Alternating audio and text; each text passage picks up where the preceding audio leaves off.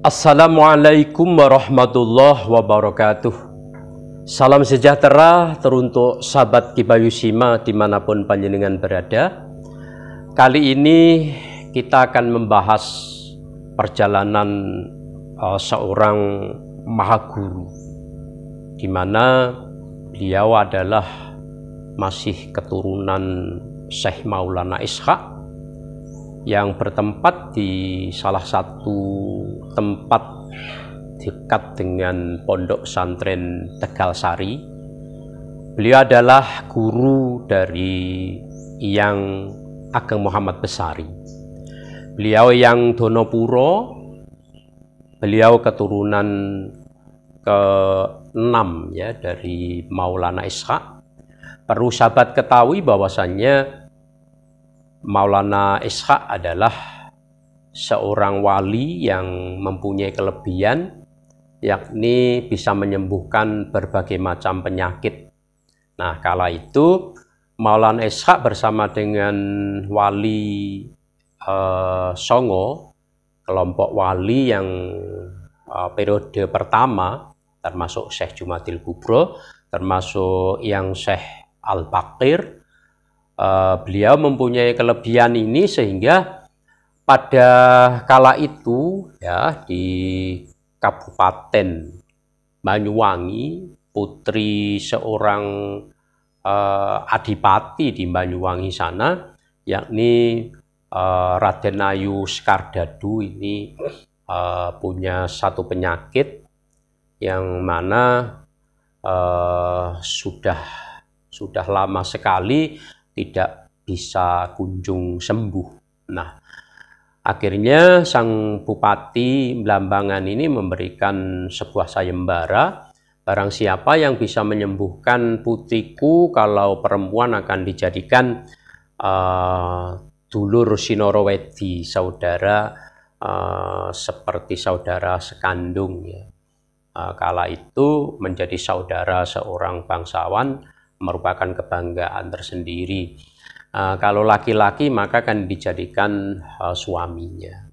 Maka dengan keahlian atau karomah yang dimiliki oleh Maulana Ishaq ini, beliau bisa menyembuhkan putri Skardadu, akhirnya dinikahkan. Sebagaimana Sabdo Rojo, Sabdo Pandito itu ora kena wolawali sepisan dadi, maka tidak dipungkiri akhirnya Syekh Maulana Ishaq dijadikan suaminya putri Skardadu. Nah, tetapi ketika mengandung ya, sudah mengandung seorang jabang bayi, nah ternyata patihnya sendiri, patih Bupati Blambangan ini membuat menjadikan fitnah ya, bahwasanya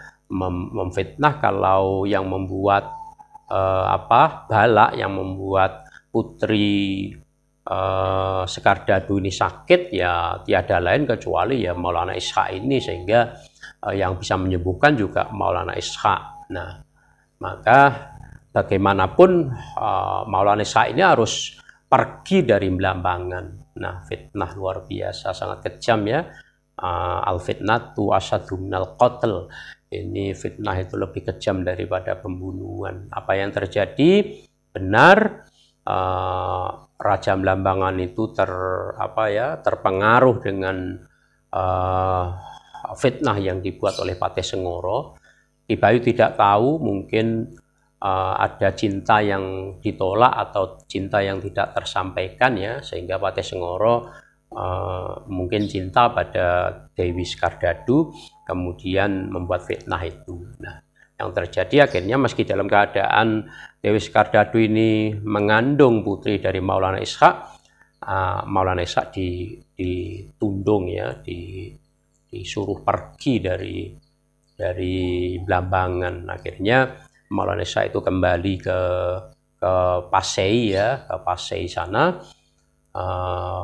Kemudian kandungan dari Dewi Skardadu lahir, Dan Patih Sengoro pun tidak sampai di situ. Setelah Maulana Ishaq pergi, ada fitnah lagi yang diberikan. Kalau bayi ini tidak dibunuh, tidak dibuang, maka Blambangan akan terjadi kesialan lagi, akan terjadi wabah penyakit lagi. Raja pun terpengaruh.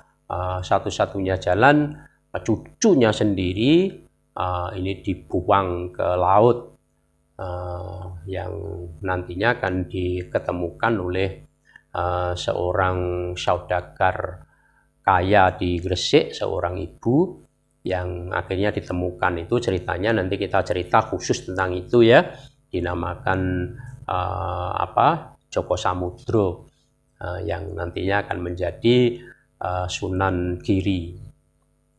Di sini yang akan kita telusuri adalah seorang keturunan Syekh Maulana Ishaq dari jalur ibu yang dari Putri Persi ya, di mana ini nanti akan menurunkan Sunan Tembayat ya, Bupati Semarang yang pertama, murid Sunan Kalijogo, kemudian Sunan Pandanarang ini, Syekh Pandanarang ini menurunkan Syekh Pangeran Sumende. Pangeran Sumende menurunkan yang Donopuro, yang Wongsopuro, yang Wongsopuro ya, dimana ketika beliau ini adalah guru besar dari yang Ageng Muhammad Besari. Makamnya berada di Setono ya. Setono ini ikut Jintab ya. Jintab kalau kita dari arah Ponorogo menuju ke makam beliau sebelum perempatan Jetis itu ada BRI ya, terus kita ke kiri, ke timur.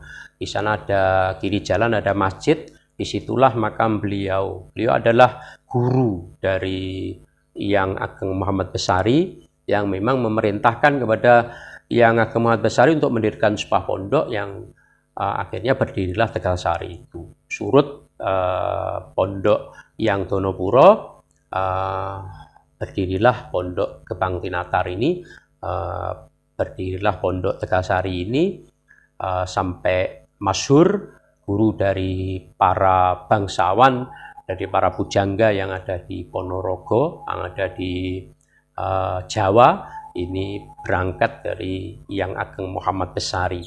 Untuk khusus yang Ageng Muhammad Besari nanti akan ada Ki Bayu khususkan. Nah, bersama-sama yuk kita telusuri kayak apa yang Donopuro, yang Wongsopuro, yang Sumende ya, Raden Sumende dalam berjuang di Ponorogo ini, sehingga silsilahnya bisa sampai ke Maulana Ishaq, sepak terjangnya kayak apa, dan tentunya kita lestarikan, kita berziarah ke makam beliau, kita doakan beliau atas jasa-jasa beliau. Tetap semangat bersama kita semuanya. Nah sahabat, Masjid Baitur Rahman ini terletak di Dukuh Setono, masuk Tegalsari, Kecamatan Jetis, Ponorogo, didirikan pada tahun 1600. Di sebelah utara masjid ada pondok yang dirobohkan karena dimakan musia pada tahun 1982. Masjid ini didirikan oleh para putra Raden Sumende, yakni yang Wongsopuro, yang Noyompuro, dan yang Donopuro. Pondok pesantren Setono ini pernah mengalami kemasyhuran, kemajuannya, puncak keemasannya pada masa Kiai Donopuro.